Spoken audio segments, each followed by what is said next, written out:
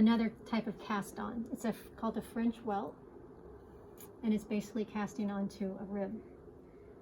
So we're going to also knit with 2 different colors, just to show how we can exchange colors back and forth.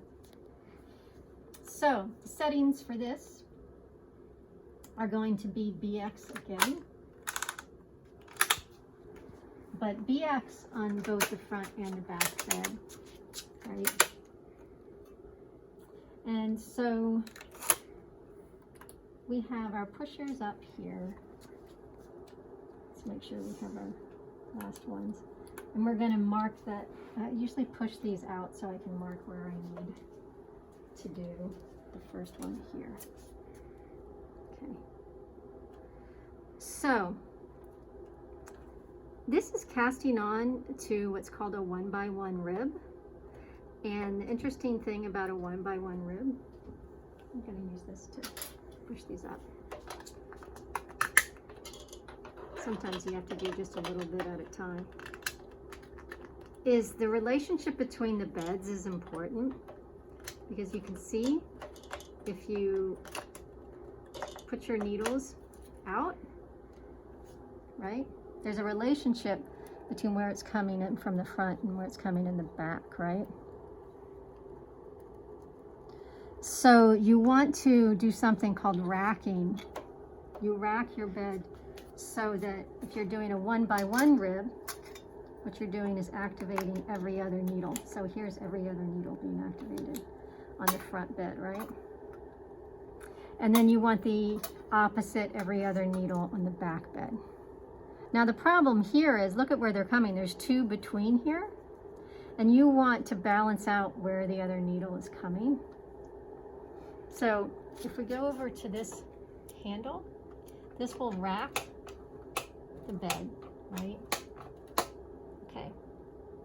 We want to rack it, which I think I just did it correctly, so that the other bed has the needles coming up in between the needles on the front, exactly. The problem with that is, look what happens with this one, right? They crash.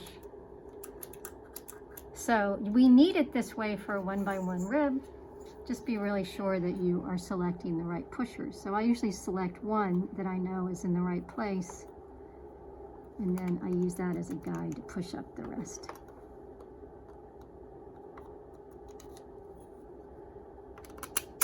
And let's make sure these are down. Okay.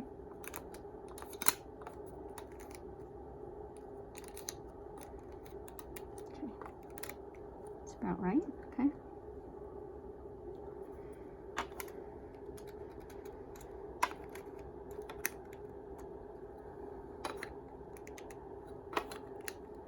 Okay.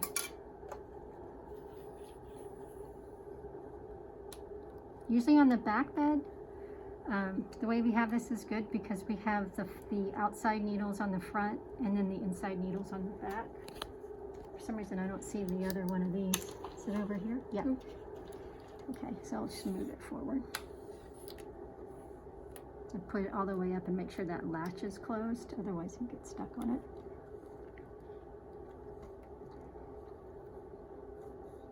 Whenever you're using BX, you have to make sure that you don't have needles out of this rail outside of your swatch, right? Okay, so check BX, BX. Oh, you have an arrow on over here. Oh, thank you. We'll talk about that later. You want to make sure these are not activated. All right. So we have BX, and we have this set at, let's set it at 2.5. You want it nice and tight. Whenever you're doing knitting between 2 beds, you want it tight. So should we start with gray? Another thing to keep in mind is ribs are tighter, and they often require more yarn to have the right balance.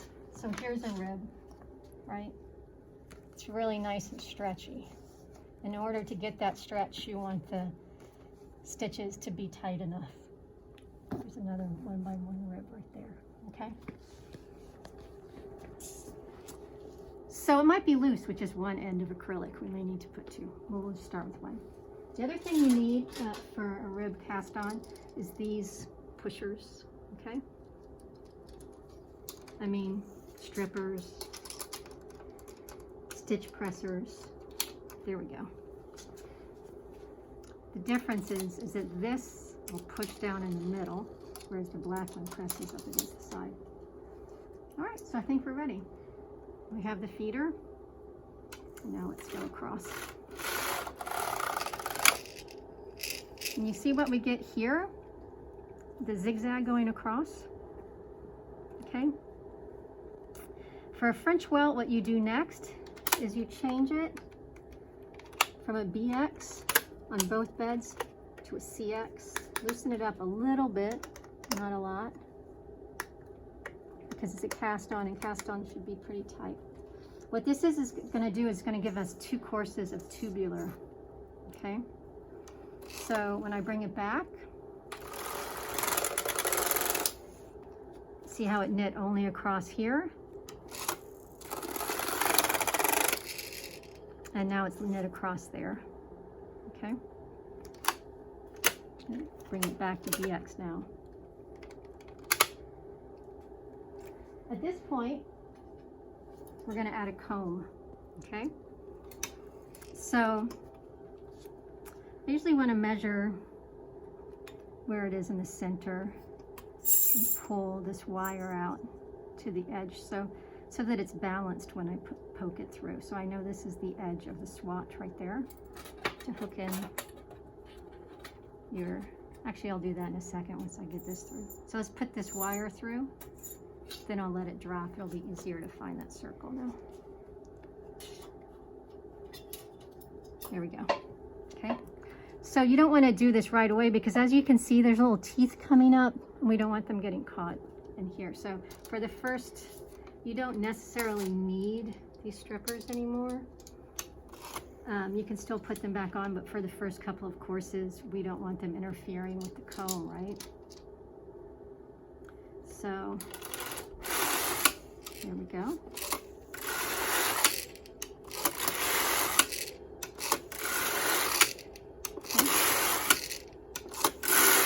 And there we have, it's knitting a 1x1 rib.